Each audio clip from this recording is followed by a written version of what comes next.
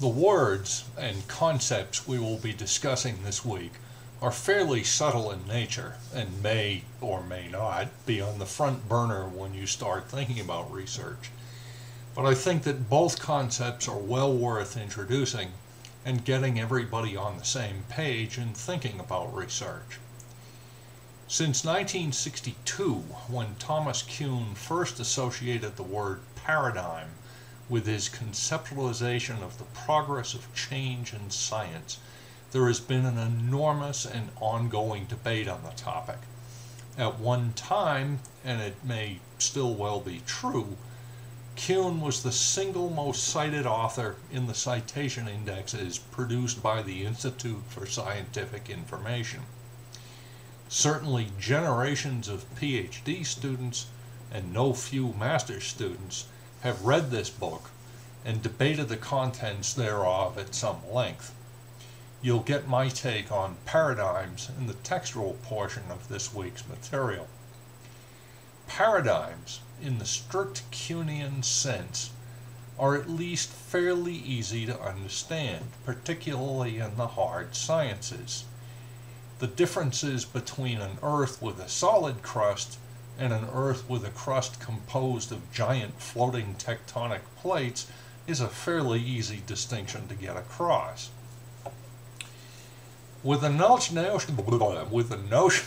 of cultural hegemony advanced by Antonio Gramsci, we get into a rather more murky area. The idea is not easily understood, mainly because it calls into question the nature of some of our basic assumptions about life, the universe, and everything. If your basic assumption is, this is the way the world is, it is very hard to frame research questions or conduct research that run counter to those basic assumptions. I will push this notion a little harder in the lecture this week.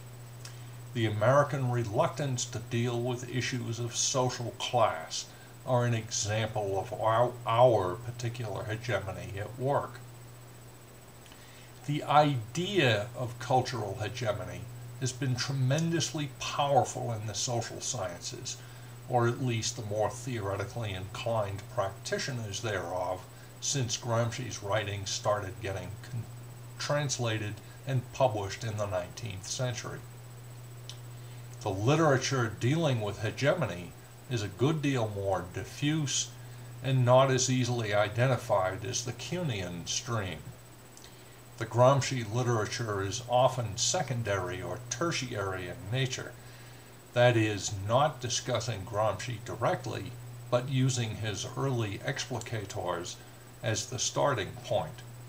We are at the stage where the term and the concept are discussed with no reference to Gramsci at all. I don't want to make overmuch of either paradigms or hegemony in this class. We're simply not going to be dealing with research at a level that requires attention to be paid to overarching conceptual notions about the way to look at the world. I do think that you need to at least have some familiarity with the terminology and have some idea of the concept involved when researchers reference these topics. The word paradigm gets bandied about a lot, and particularly in education and some cutting-edge LIS research. The notion of cultural hegemony is frequently raised. Both ideas are part of the academic milieu, and as mentioned elsewhere, context is everything.